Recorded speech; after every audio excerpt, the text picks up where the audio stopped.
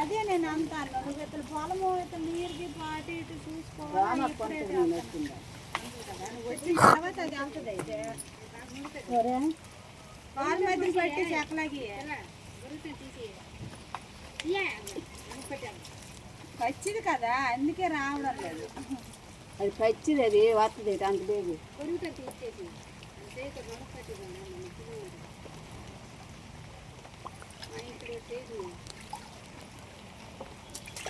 డబ్బులు అయిపోతాయనా? వీడియో తీస్తాను.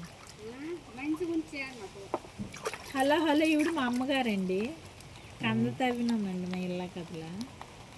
కంద కడుగుతానండి మా అమ్మగారు.